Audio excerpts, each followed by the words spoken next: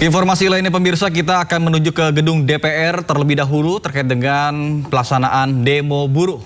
Dan sudah ada rekan kami Anissa Rizkia di sana. Ya, selamat pagi Anissa. Apakah para pendemo sudah mulai membadati depan gedung DPR?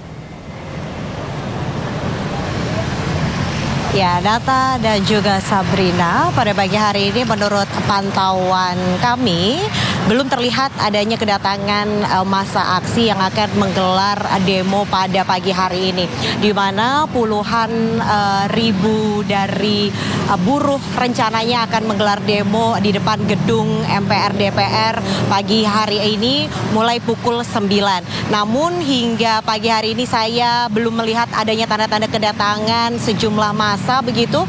Dan kalau dibandingkan begitu ya dengan hari-hari biasa, aktivitas di depan gedung DPR ini masih berjalan normal, termasuk dari arus lalu lintas baik itu ke arah Selipi maupun ke arah Semanggi juga masih dilintasi oleh kendaraan roda 2 maupun kendaraan roda 4 dan juga transportasi umum. Itu artinya saat ini masih normal, belum ada penjagaan secara ketat juga dari tim kepolisian.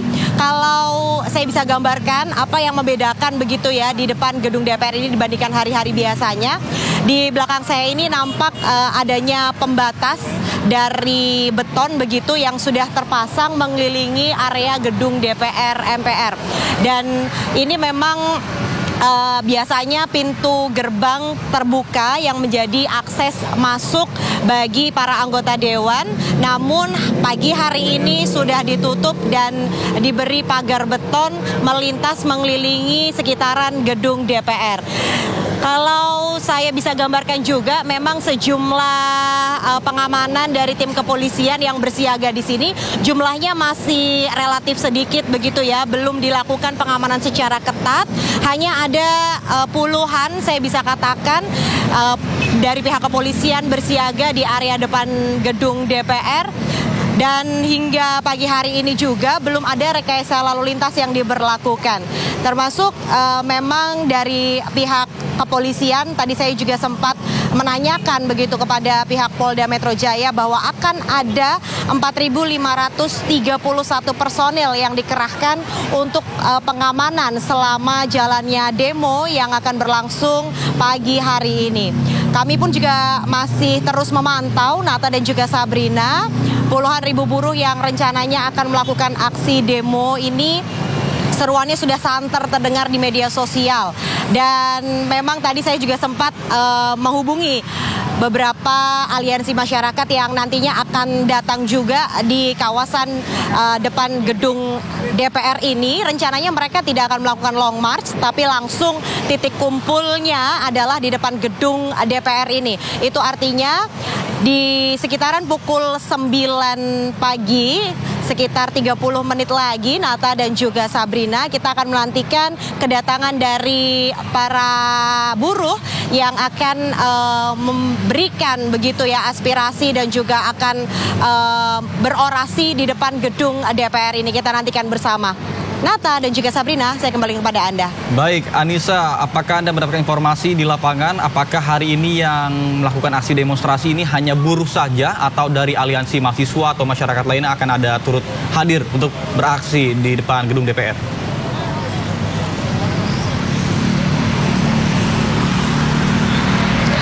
Menurut informasi yang saya dapatkan begitu Nata dan juga Sabrina, memang betul nantinya akan ada aliansi dari serikat buruh yang akan datang dan melakukan aksi demo di depan gedung DPR MPR pada pagi hari ini.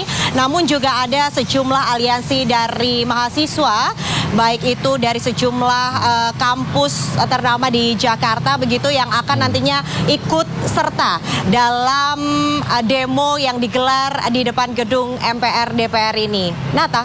Ya, Anissa, apakah tuntutan dari massa pendemo pada hari ini, apakah sama dengan demo 25 Agustus kemarin?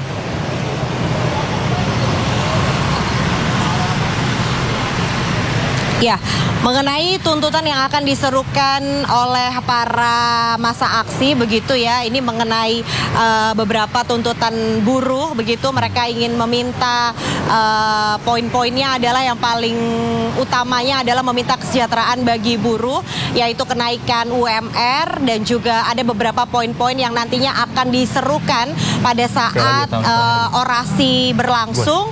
Dan memang kebanyakan dari puluhan ribu yang menurut informasinya ini akan berkumpul di depan gedung MPR DPR ini pada pukul 9 begitu. Mereka akan langsung menyuarakan beberapa poin-poin yang termasuk tentang kesejahteraan buruh begitu, Sabrina dan juga Nata.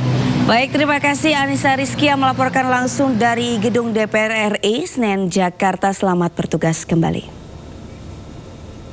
Pemirsa, KPK tengah menelusuri jejak 3 unit mobil mewah yang dipindahkan dari rumah dinas mantan Wamenaker Immanuel Ebenezer atau Noel usai terjaring operasi tangkap tangan. 3 mobil yang dipindahkan dari kediaman Noel tersebut diduga berkaitan dengan kasus dugaan pemerasan pengurusan sertifikat K3 di Kemenaker yang tengah ditangani KPK.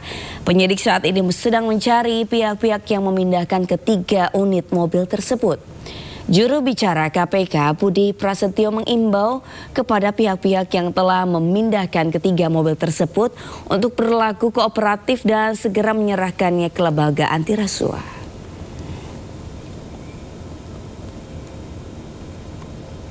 Kemudian terkait Kemenaker ya, untuk pencarian 3 kendaraan roda 4 yang kemarin kami sampaikan, sampai dengan hari ini masih terus dilakukan pencarian oleh penyidik, dan KPK mengimbau kepada pihak-pihak yang mengetahui keberadaan dari aset-aset yang diduga terkait ataupun berasal dari dugaan tindak pidana korupsi ini untuk kooperatif ataupun dengan mengirimkan atau membawa aset-aset tersebut ke KPK.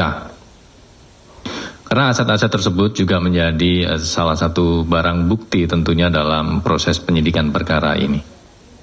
Kemudian terkait dengan siapa yang memindahkan, dipindahkan kemana, itu juga masih terus dilakukan pencarian oleh penyidik. Di mana dalam hari kemarin ya, hari Selasa. Hari Selasa penyidik selain melakukan penggeledahan di rumah saudara IEG ya, yang berlokasi di daerah Pancoran, penyidik juga melakukan penggeledahan di kantor Kementerian Ketenagakerjaan di lingkungan Ditjen Bina K3. Ya, KPK menyita mobil mewah berwarna hitam dari penggeledahan rumah dinas ex-Wamenaker RI Immanuel Ebenezer yang diduga terkait dengan kasus korupsi sertifikasi K3 di Kementerian Ketenagakerjaan. Bahkan tidak hanya itu, penyidik juga menyita barang elektronik berupa 4 ponsel yang ditemukan di plafon rumah Noel. Rencananya penyidik akan membuka isi ke-4 ponsel tersebut dan melakukan pemeriksaan terhadap Noel untuk konfirmasi.